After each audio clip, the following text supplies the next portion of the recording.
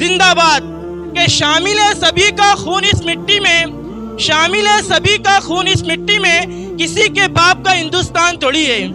کہتے ہیں نا مذہب نہیں سکھاتا آپس میں بیر رکھنا، ہندی اہم وطن ہے ہندوستاں ہمارا، اگر لڑائی جھگڑا کریں گے آپس میں لڑیں گے تو ختم ہو جائیں گے۔ لقد جاءكم رسول من أنفسكم عزيز سویلا نظار پھرتے ہیں، تیرے دن ہے بہار پھرتے، اس گلی کا گدا ہوں میں جس میں، اس گلی کا گدا ہوں میں جس میں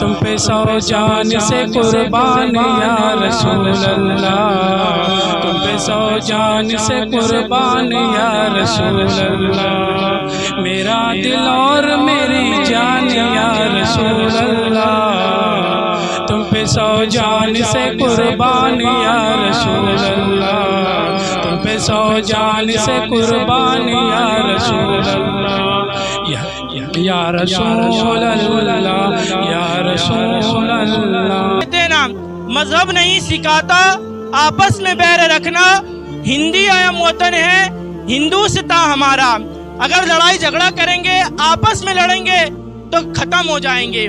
ایک نعرہ لگایا گیا تھا انقلاب زندہ باد، یہ نعرہ دینے والے کون تھے؟ یہ نعرہ دینے والے مسلمان ہی تھے جن کا نام تھا حضرت موہانی۔ انگریزوں بھارت چھوڑو یہ تحریک دی تھی، ایک نعرہ دیا تھا، یہ کون تھے؟ یہ بھی مسلمان تھے، یوسف مہار علی۔ اور ایک ترانہ بڑی شان سے ہم گاتے ہیں، سارے جہاں سے اچھا ہندوستاں ہمارا، ہم بلبلے ہیں اس کی یہ گلستاں ہمارا۔ یہ کس نے لکھا تھا؟ یہ ڈاکٹر اقبال، یہ بھی مسلمان تھے۔ اور یہ ترنگا ہم جو دیکھ رہے بڑی آن بان شان سے لہراتے ہیں، اس کو ڈیزائن کرنے والے، اس کو رنگ دینے والے کون تھی؟ ایک مسلم خاتون تھی جن کا نام تھا ثریا طیب جی۔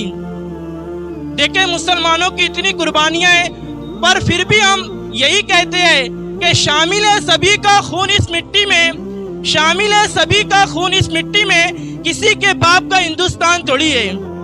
ملک ہندوستان کو سب نے مل کر آزاد کیا، ہندو مسلم سکھ عیسائی سبھی کا اس میں ڈسٹریبیوشن رہا، سبھی نے کوشش کی۔ تو ایسا نہیں ہونا چاہیے کہ جو مجاہدین آزادی ہے کچھ کو بتایا جائے کچھ کو چھپایا جائے، سب نے مل کے کوشش کی، سب نے مل کر آزادی دلائی، تو سب کا نام ہونا چاہیے۔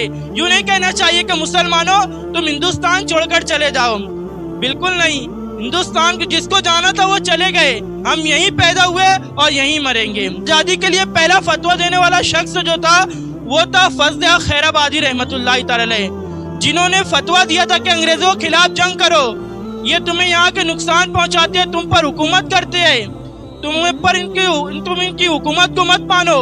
پہلا فتویٰ دیا تھا، اس کے بعد انقلاب آ گیا تھا۔ تو پیارے محترم اسلامی بھائیوں، یہ آزادی ہمیں تقریباً 200 سال کی غلامی کے بعد ملی ہے، تو ہم اس کا شکر کیوں نہ منائیں۔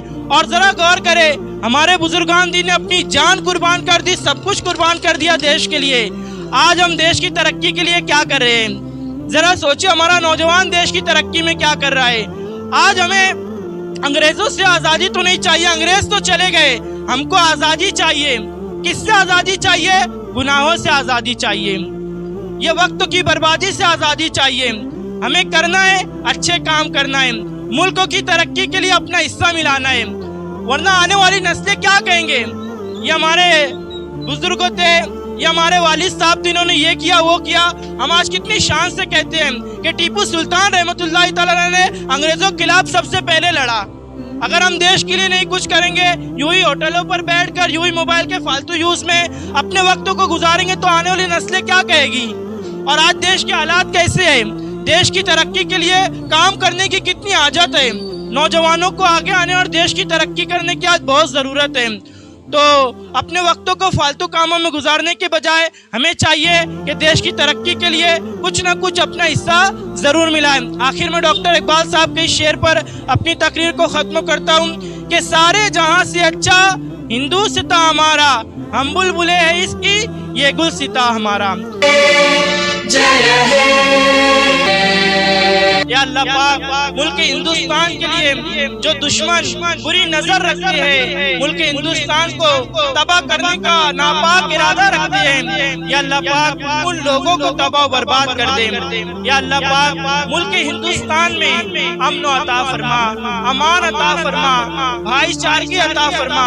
या अल्लाह पाक जो नफरत फैलाने वाले हैं उनको हिदायत अता फरमा कि वो नफरत ना फैलाएं। या अल्लाह पाक मुल्क हिंदुस्तान सोने की चिड़िया कहलाता था, बड़ी तरक्की के मराइल थे यहाँ पर। या अल्लाह पाक फिर से वो दिन देखना नसीब फरमा दे। या अल्लाह पाक मुल्क हिंदुस्तान को तरक्की अता फरमा।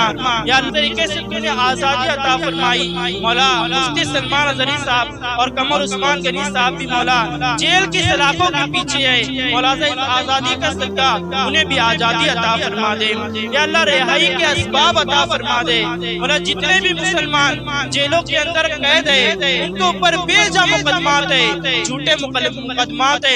या अल्लाह पाक उन मुकदमात से उन्हें निजात अता फरमा दे। या